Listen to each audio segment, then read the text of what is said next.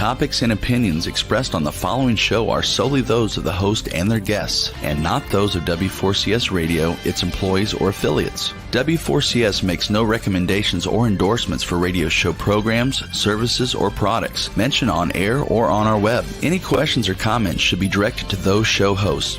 Thank you for listening to the Cancer Support Network on W4CS.com.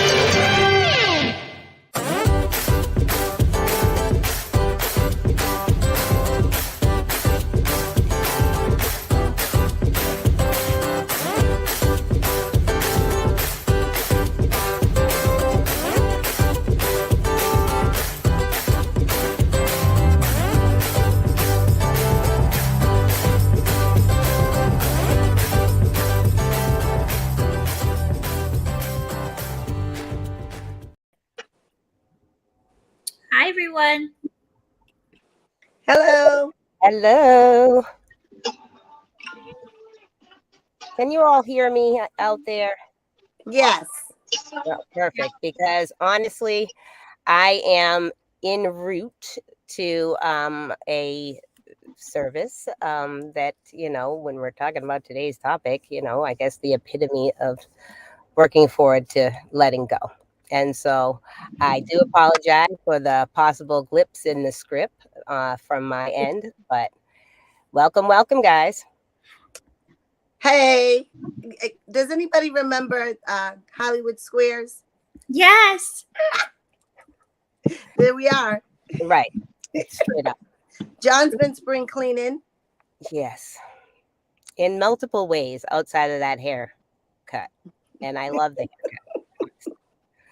But at the same time, the haircut has given him more time in the morning to do other things, but probably too many things, because he has teared up my bedroom, and he's now got the hallway doing something, but we're in between of we're like in the tunnel where I see a little glimpse of hope at the end.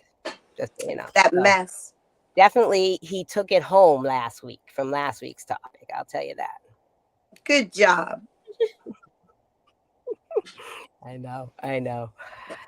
So, basically, today we talked about letting go a couple months ago, and it was really just a me topic. But I know that there's just so much more depth to letting go, and a different perspectives in reference to how you see it, how you feel it, what it all can do for you in the long run, and also what is not something to possibly let go of, or to figure out how to reframe things that you're not taking some of your past or your emotions into this new chapter of your life that you may be trying to start, or additionally trying to build momentum for. So basically, thus the room today for the cipher, right, is us all talking about letting go and what it looks like to you. But also, the reality of like the things in maybe life that you want to let go, but really, can you fully let go of? Maybe let's put out there family. How do you guys see letting go of family? Who would like to go out there? John? Nope, I'm not going first. Well, I'm on this thing here. I'm on this thing here with 4 strong women, and I was taught ladies first. So I'm not going first. You do realize your math didn't add up there, right? Huh? Did you count how many Hollywood Squares of women are in this? Yes, 1, 2, 3. And you said what now? I said I was taught ladies first. A room full of strong women. Well, so yes. Well, I'm outnumbered, but I'm not outmanned. I'll go first and get it out of the way. Okay, I think it's simple. I'll put it in. You really don't let go of family. You let go of the emotions of it. I think, God has, I have a faith base. I do believe in God. I believe that we all have our families and they're strategically made for us. Right. We have free will. We choose right, wrong. But do we choose to let them physically go? No. Emotionally go? Yeah. To some levels. But I don't think completely letting go of family in the physical is one of those things that I think you cannot do. But emotionally, yes. In a very nice, kind, loving way. Right. Definitely. I think taking into consideration like the mental health aspect of some of the feelings that come with people that you put so significant in the priority list, you know what I'm saying, of people in your life. And it's figuring out, well, what's the balance between self-love and, additionally that family love and the bonds that, have to stay in existence,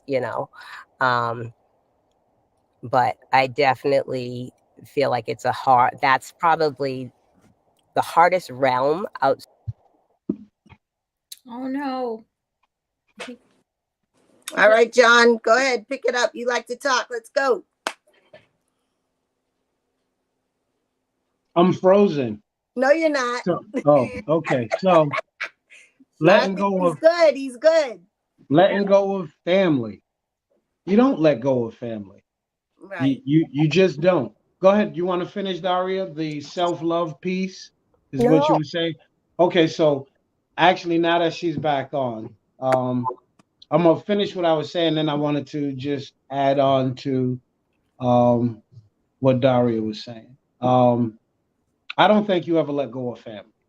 Just like you were saying, Deb. You don't let go of family. You try to figure out how to work with the family that you have, if possible. I mean, and I think that anything and everything is possible, but you have to figure out how to work with the family that you have. Because what Daria was saying, with one thing that she said that made my ears perk up like the dog when he hears somebody approaching the house. She said you have to figure out that balance between self-love and family love.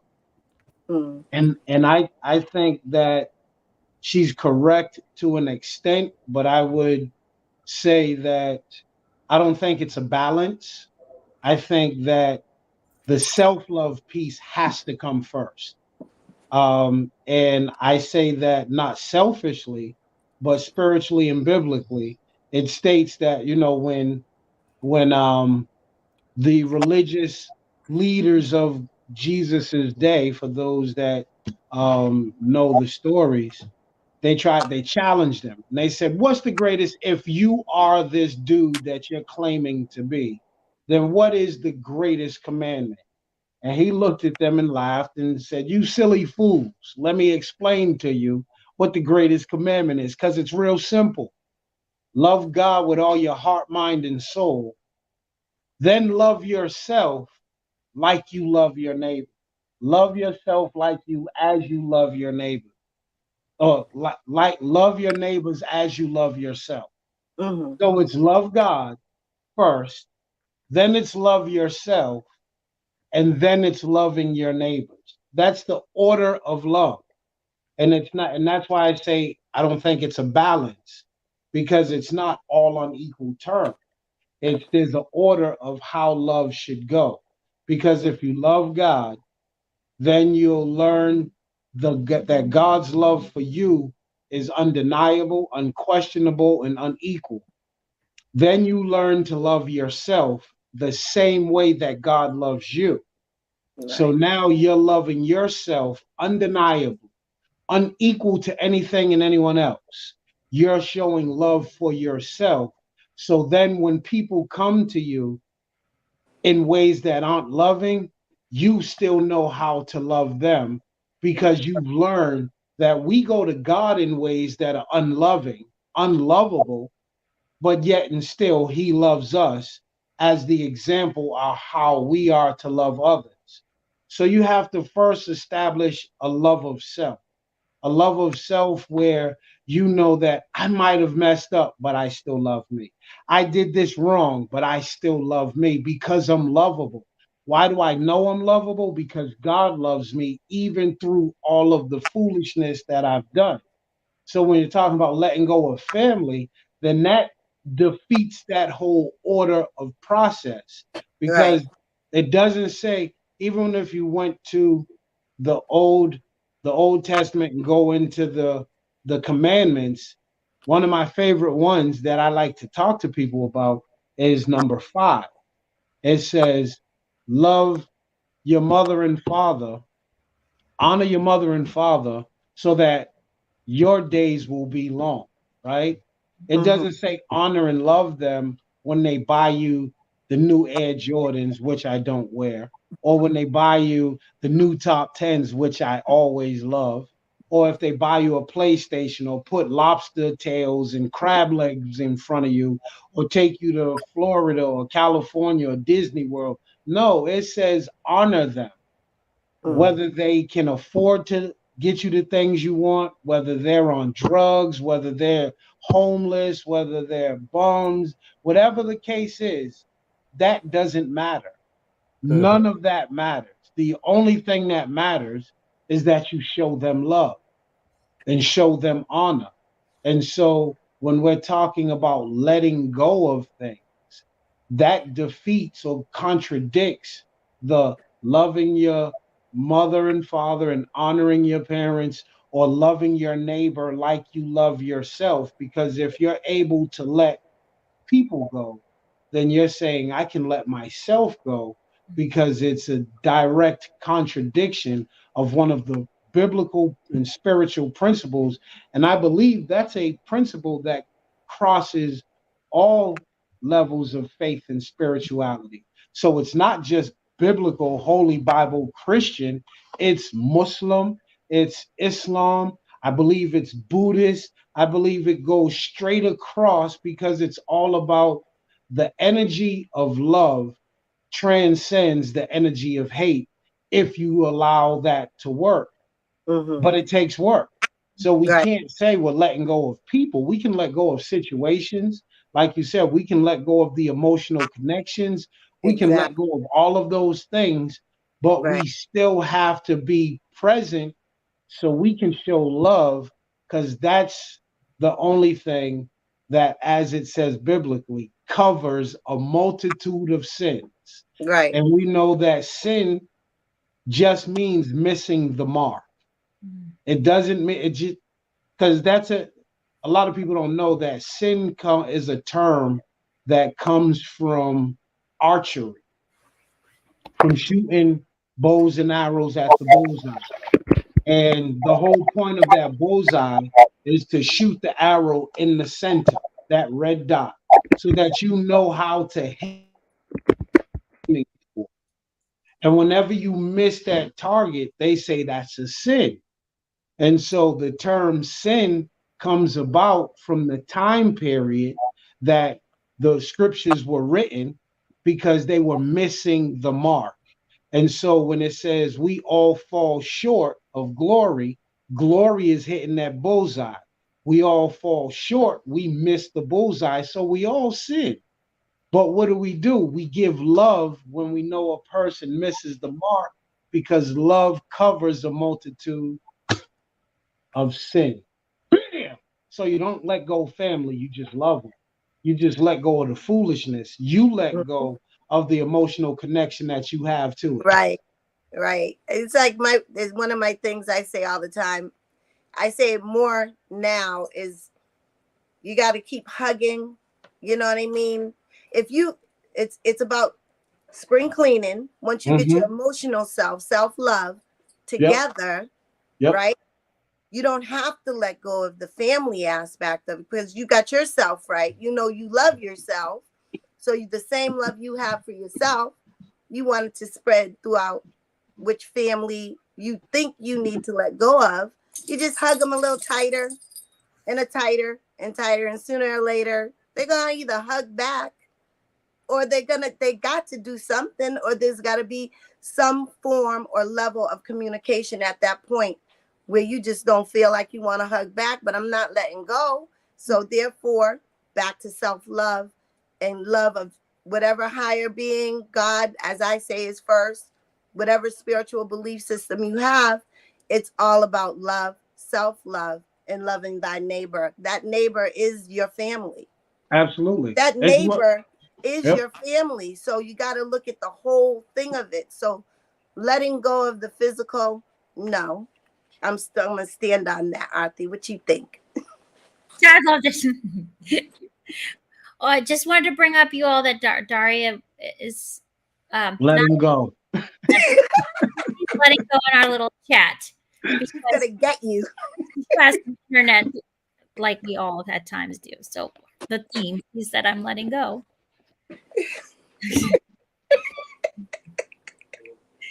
You know, there's a couple things that I've been pondering while I've been listening to you all. But first, one of the things that came up for me is when we talk about family, what is family? What's the definition? Right. I think we have to start there, because I think oftentimes we think it's the people we're born into, right? Our direct biological connection. Absolutely. And then we realize, okay, we have these relationships, some of which cause us anxiety, angst. And then, of course, we have the ones that we build, and then we call them our designed families, ones that we choose to love. And then when you all discuss the idea of this self-love piece, which is so challenging and so difficult, right? Because it's a lifelong process. And people who haven't been loved don't know where to start. And so they hear this and they're like, I don't know how to do this. Mm.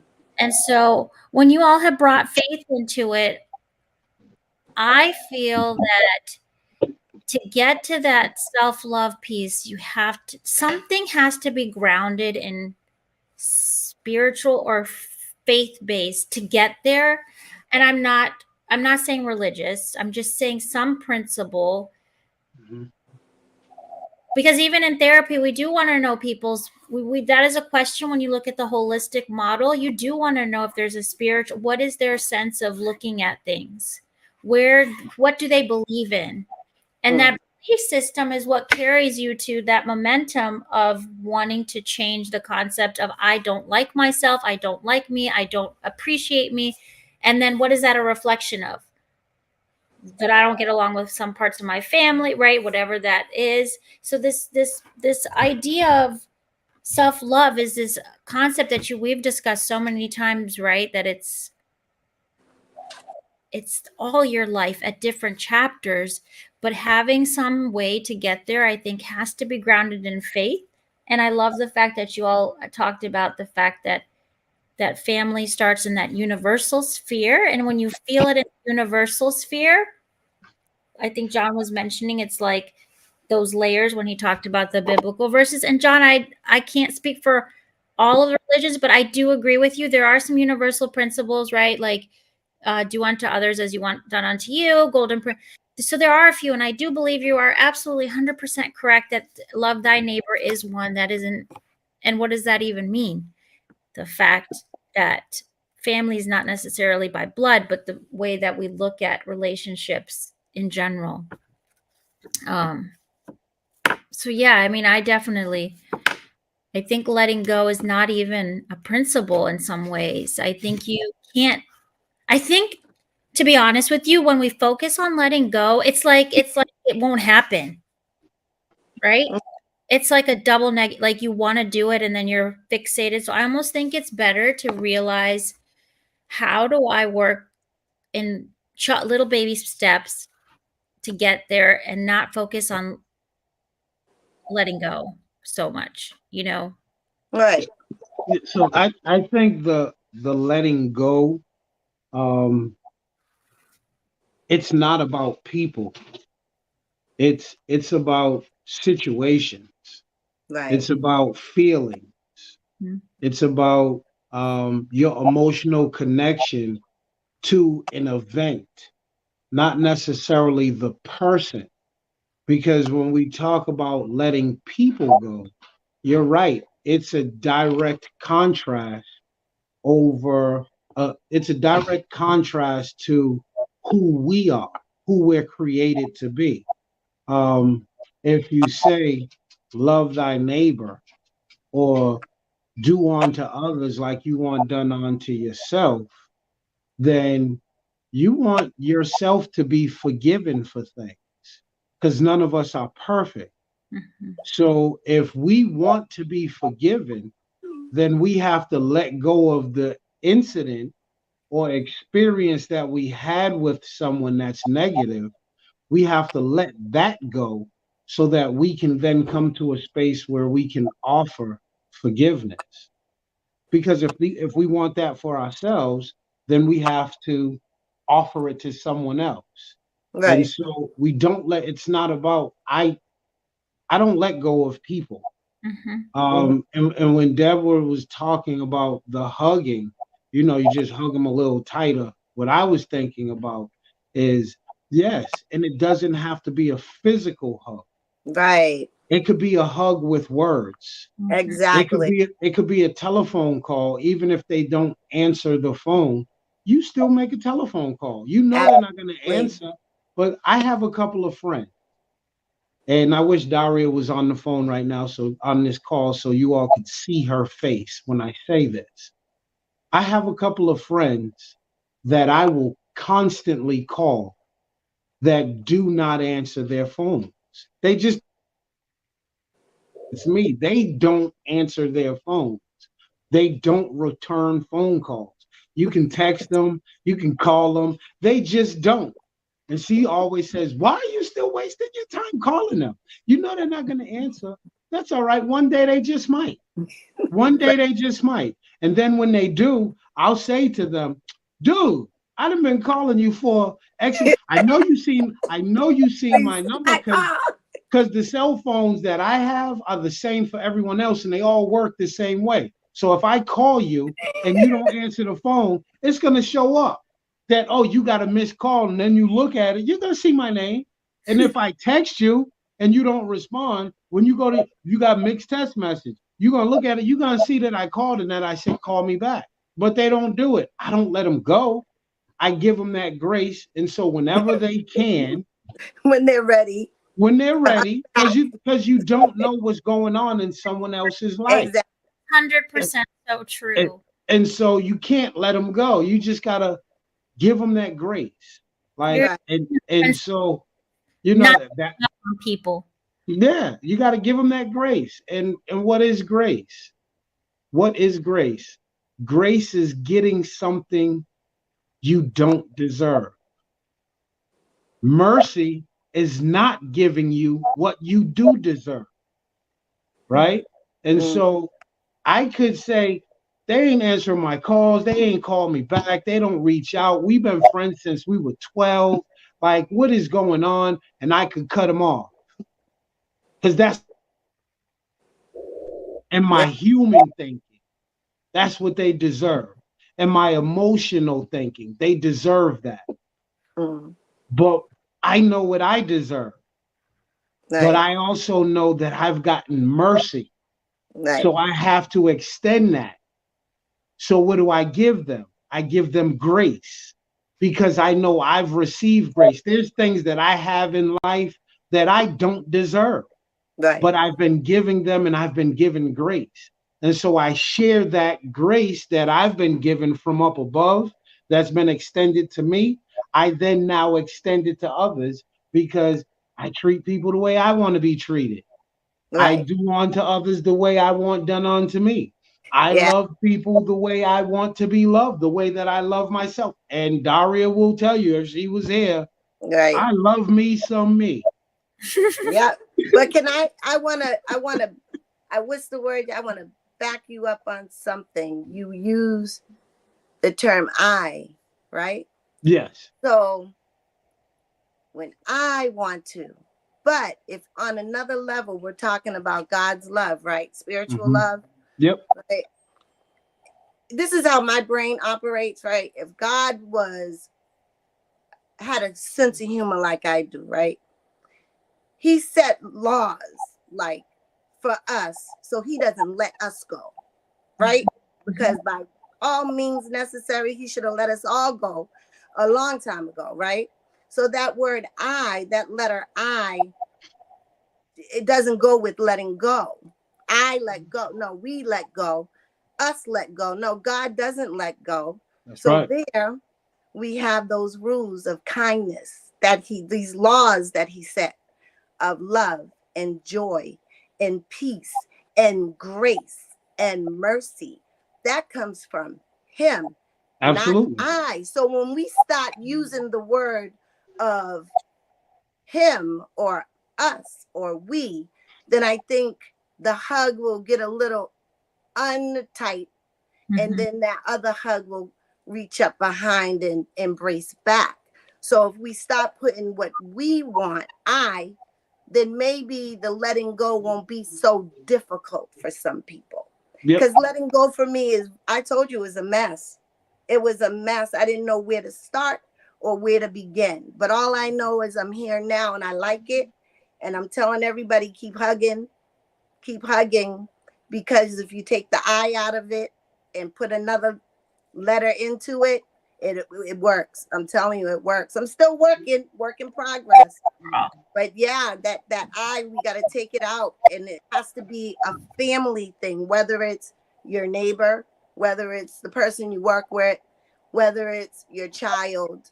You know, you got to embrace back as a group. And that's why it says love your neighbor like you love yourself, because your neighbor is the general terminology for any and everyone that crosses your path.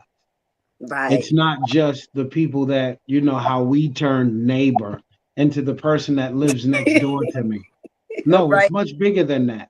Yes. It's whoever's sitting next to you on the bus or on the person plane. You wouldn't speak to or even look at. Yeah, that's the person that walks by you at the bus stop. Right. All you got to do is say, good morning. Good morning. You know, that's letting, because some people wake up and they don't have a good morning until someone says good morning.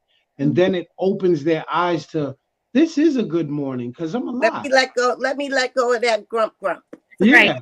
Good morning. So you're loving those people that walk. That's showing love. That's showing respect. That's showing kindness. Like the things that you were naming. Again, I point to biblical principles because I don't see anything wrong with reading a book that only wants to teach you how to be good to people. I don't see anything wrong with that. I don't care what the book is, which version, which faith it comes out of.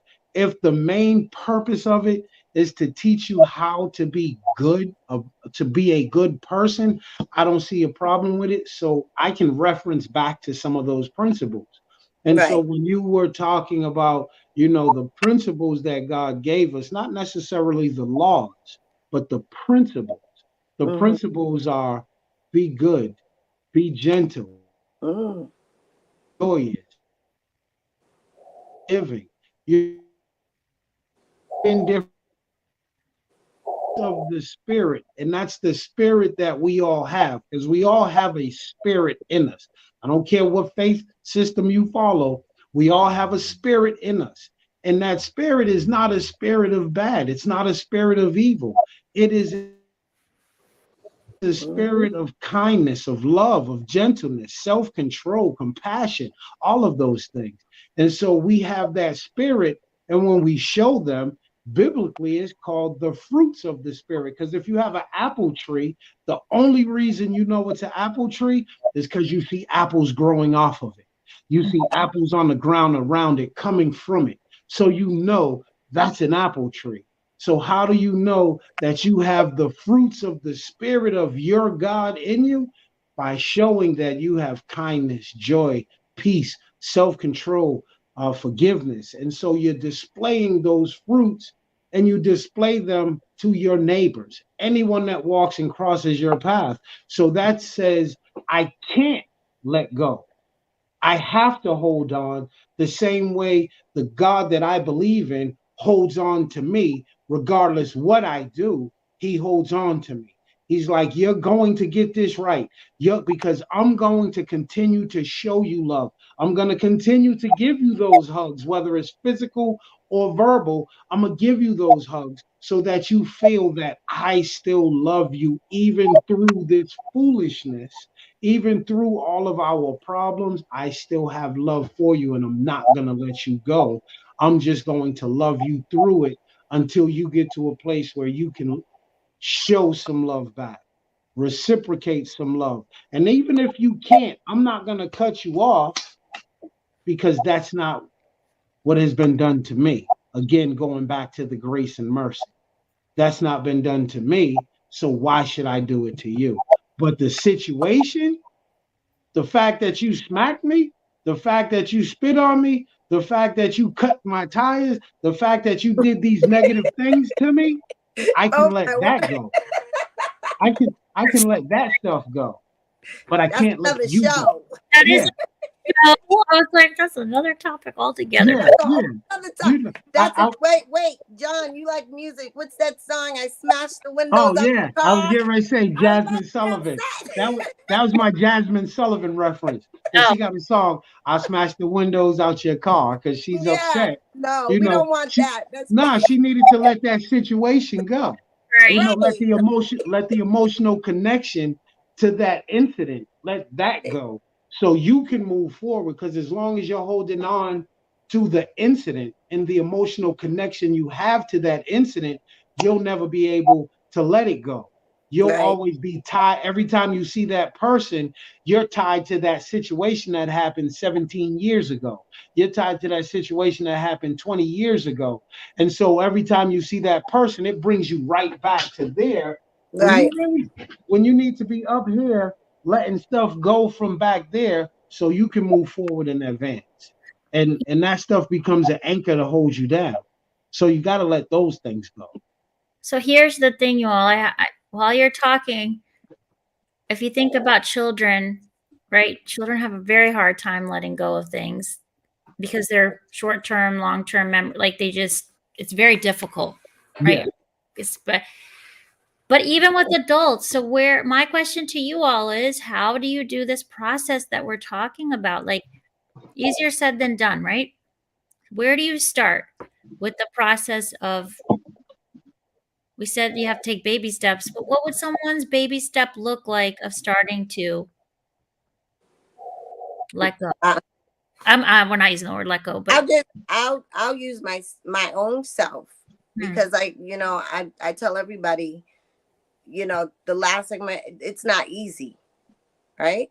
Mm-hmm. It's not easy, especially when you don't know that you should be letting go. Usually you don't even know you should be, right? Mm-hmm. So now you identify with the fact that I have to somehow, because emotionally it's not good for me. So I'm going to hug back and let me see where it gets me. So my hug could be a text, a card. There's so many levels of communication nowadays. There's no excuse to reach out. Just like John said, you leave those lines open. Yep. And just keep doing it. And I did that for, my own personal, a year, and reached out and kept hugging. And eventually, I'm not going to keep doing it, keep doing it. And eventually, God favored me, and I don't have to physically or emotionally let go of anything, because I was able to spring clean this and this, right? So those are my baby steps. Don't jump into something head on talking about, I want to have an intervention. I want to sit down and I want to go to your minister. People can do things very grandiose. Yes. Where it's something very small. Mm-hmm. It could be an apology. It could be a misunderstanding. It could be, I didn't hear you well. I didn't see it properly. It could have been anything. but you got to open the door. You got to identify the thing you got to let go. You can't let go of 15 different things at once, because that's where the mess even gets messier. You got to focus on one thing. That's right. One person, one place. You know, that mother, going back to the mother with the infant. Okay. How do you let go of that? That binky, right? Physically, mommy, is the binky for you or is the binky for the baby? Physically, give it, as my sister says, to the binky fairy, my eldest. Let the binky fairy have it. You know, it's not being thrown away. She's not letting it go. It's just going to serve a purpose somewhere else, right? That's all I'm saying. You just got to do baby steps. Whatever that thing is, whoever that person is, identify it. Just like that glove, that china, be careful with it. Okay, trust yourself, trust in your higher being, and don't give up. Like John says, keep calling, keep leaving the lines open. Start somewhere. Just don't start. Start somewhere. Don't do it. Just start. Just jump in. Not head first, but just. I think when a lot of people see issues, see problems, they see the whole brick wall in front of them. When I see the whole brick wall, I see each individual brick. Like, it took individual bricks to make this brick wall. And when you smash the wall down, you still end up with individual bricks. So the best way for me, like you were saying, Deb, is one thing at a time, one brick at a time. Elephant. In our conversation last week about spring cleaning, I did the African adage. I said, how do you eat an elephant? And the answer is one bite at a time. You can't take the whole elephant and put it in your mouth and eat it. Unless you're vegan, remember. Yeah. If you're vegan, you're not eating anything. In my case, it would not even, And brick walls are built one brick at a time. If you've ever seen a mason, they take the concrete, the mix, they spread it out, they place that one brick, they tap it, they clean it, they move on to the next. They don't do 1,000 bricks at one time. They one at a time. So you have to focus on one step, one issue, one thing at a time. And you work that until it can't be worked anymore. And then you step away from that. And then maybe you revisit it again if it's still not taken care of. And so for me, what I do as far as letting emotional ties to things go, I space myself from the emotional connection of that thing or that incident. I take steps to move myself away from the emotional connection. And if that means I have to not speak to you for a little while, I'm not letting you go. I'm not Xing out our friendship or relationship. I'm not Xing any of that out. I just have to, if you aren't willing to no longer bring up those issues or whatever the contention, if you can't stop bringing it up, and I want to move away, and I know that's the healthiest thing for me, which in turn would be the healthiest thing for you, then I have to space myself from you until you can emotionally disconnect yourself from whatever the situation was. And then we can come back and open up new lines of communication. But I think it's a step-by-step process. It's not something that can happen with a snap of a finger. And here's an example, especially talking about the little kids, auntie. So my 8-year-old, Aliana, loved the kid with everything. She goes to dance. She goes to dance from 4:15 to 5:45. I had to pick her up the first time from dance, and I thought she went from 4:15 to 6 o'clock because her older sister every time she's out of dance, it's on an even hour. It's 9 o'clock, it's 7 o'clock, it's 8 o'clock. It's an even hour. So I show up to pick up my daughter, the 8-year-old, who's very vocal, at 6 o'clock.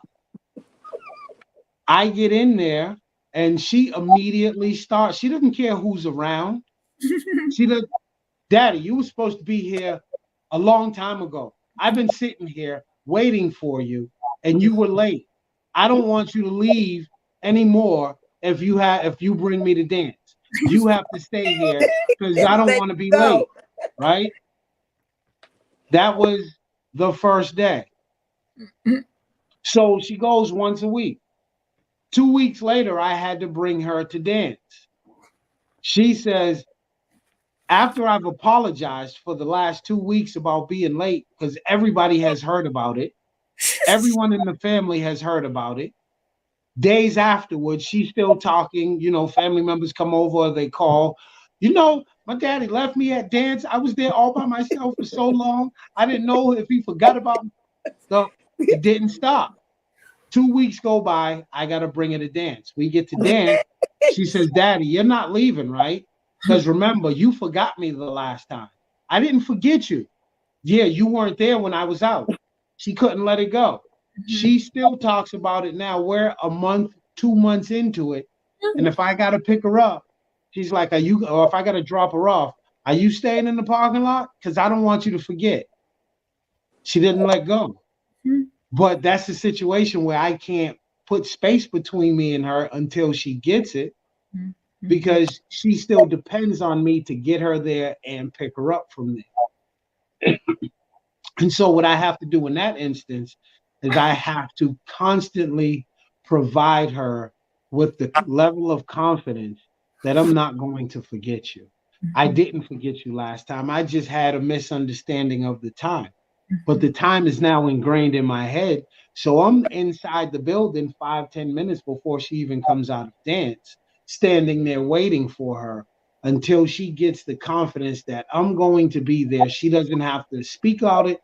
She doesn't have to worry about it. And so sometimes while we're letting go of the emotional connection, we still have to provide confidence to the person that we're dealing with, that situation, you don't have to worry about those things anymore, because that's not going to happen again.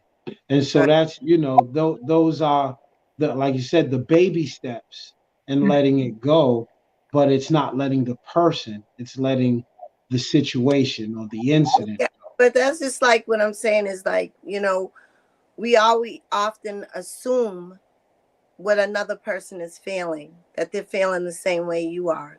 And it's about perception. Like you just said it perfectly. Her perception was you forgot her. The real deal is daddy's schedule is like daddy daycare, right? So, right? I'm sorry, I give it to you. You're in a house with 3 female, I don't know, and a big dog, but you get it done, right? But my thing is, that's exactly for years I held on to things thinking that the person felt the same way I was feeling, instead of saying, hey, let me tell you my side of what happened, and then their perception of it, and like you say, reassuring them that this is what happened, and not going back and making that same mistake of misunderstanding. So it's about putting work into it. If you want it, if it's worth it, and stop making excuses, you'll get it done. Baby steps, you'll get it. It's constant reassurance. Got to reassure each other it's going to be okay, of letting go of old stuff. Absolutely.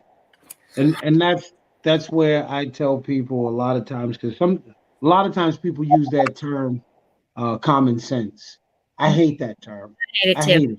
What is common sense? It doesn't exist. It doesn't exist. The only time it exists is once you share information with someone, and now you all have that shared knowledge in common, then it becomes common sense. If you don't speak about it or share it, then it's not common sense. Like you said, you're just assuming that a person knows the same thing you know. or believes or thinks the same way that you believe or think. But if you're not sharing that, then it's not common. It's not sense that you all have in common. And so I tell people, like, if you want it to be common sense or common knowledge, then you have to share it. And then that's the only way it becomes common knowledge or common sense, because that's what common sense means, that it's common knowledge, because sense is somewhat tied synonymously to knowledge, which it shouldn't be, but people do it anyway. So, yeah. All right, you all, we're coming to a close. So any parting thoughts that you two have? Baby steps. Don't give up on yourself. Baby steps. Baby steps, absolutely. And in line with the theme, I would say, don't let go of people. No. Because people deserve love. People are worthy of love. Don't let go of people. Yes. In circumstances and That's experience. beautiful. Let go of Got it. way. The best way is the baby step. Yes. You know, while we were in this conversation, I wrote this down. I feel like this whole discussion. Oh, can you hear me? Yes. I feel like to end, the letting go equals showing up is what you all have really talked about. Right. When people show up, then when they show up, that letting go principle doesn't even have to be there, is what came out for me in this discussion. And then Deborah mentioned perception, and that's really important to realize how much of letting go is our perception of events. And John, you summarized the fact that we need at that emotional, both of you talked about that emotional level piece where not to tie things to people, but the experience is what we get fixated, that we need to fixate to let go versus the relationship or the person. And so you start there where you realize, baby steps, like you all said, and to take it one step at a time and realize it's not the relationship. It's really that experience that you all are talking about. I think if you start there, work in progress, Deborah said, then you're on the road to steady movement in this whole direction. That's right. Absolutely. Don't give up, guys. Yes, that's right. All right, everyone, have a great week. John, Deborah, thank you for our Cypher moment, and Daria is with us in spirit. Everyone have a great week. Yes. You as well, Auntie. Enjoy your weekend, my dear. You too.